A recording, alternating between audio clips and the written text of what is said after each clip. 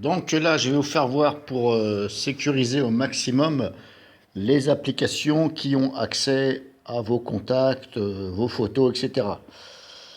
Donc là, je vais vous faire voir comment faire pour limiter les autorisations. Cependant, si vous désactivez une autorisation, vous la refusez, cependant, il se peut que l'application refuse de fonctionner. Donc dans ces cas-là, d'après les sources de développeurs au niveau des applications téléphone, etc. Donc apparemment, ce seraient des applications qui sont dites, je ne vais pas dire malware, mais voilà, qui recueillent des données. Donc dans ces cas-là, le mieux, c'est de les désinstaller et de choisir une autre application. Auquel cas, si vous refusez quelque chose, ça fonctionne quand même et qui récolte le moins de données. Donc je vais vous expliquer pour ceux qui ne comprennent pas. Donc vous allez dans Paramètres, je vous fais voir sur un Samsung J5.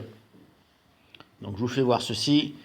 Vous allez dans Applications et vous allez ici dans Gestionnaire d'applications. Bon, moi je vous montre là-dessus. Si je prends exemple sur calculatrice, par exemple, l'application calculatrice. Mais c'est pas la bonne. On va plutôt prendre exemple sur Colix, une application que moi j'ai moi-même installée. Et là, on voit autorisation. Quand on clique dessus, donc ça, cette application-là, elle va aller dans les contacts, microphone, stockage, téléphone. Bah là, j'ai pas le choix, puisque cette application-là, si je lui dis non, tu ne te mets pas sur contact, le problème c'est qu'elle va mal fonctionner, puisque c'est une application qui sert à enregistrer les appels, que ce soit entrant ou sortant, ça enregistre tout. Donc là, on est obligé de laisser tout. Par exemple, donc il faut regarder ici. Donc là, je vous ai expliqué, je vous ai donné un exemple. Si je prends un autre exemple, calculatrice, par exemple, chose que je n'ai jamais installée, autorisation. Ici, on rentre aucune autorisation. Donc là, c'est bon, il n'y a pas de souci.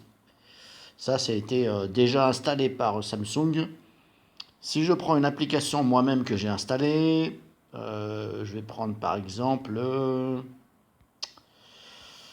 alors, ça ne vous empêche pas de regarder partout. Lampe de poche, ça c'est moi qui l'ai installé. Autorisation, aucune autorisation. Ok, là c'est moi qui les ai enlevés.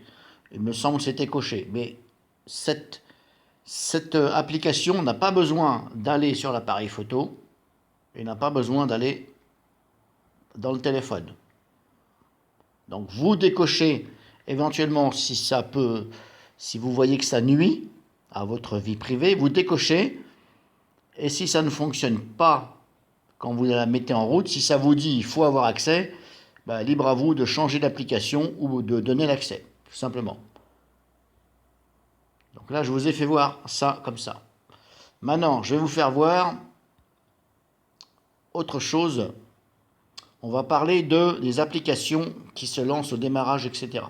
Donc pareil, vous allez dans Paramètres, Applications, Gestionnaire d'applications. Bon, moi encore une fois, je vous montre sur un Samsung.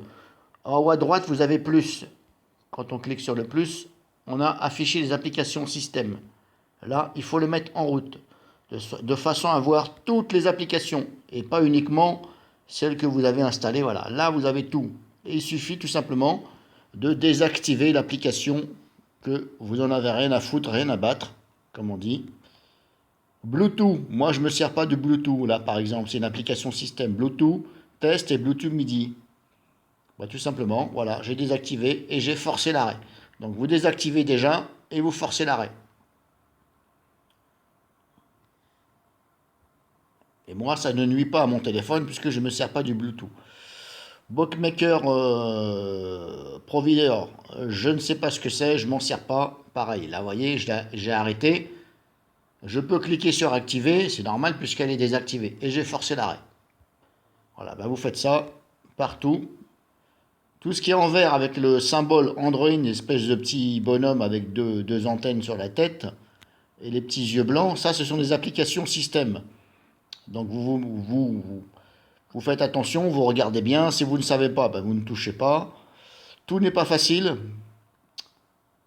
parce qu'il y a tellement d'applications système, vous voyez, il y en a un peu de trop.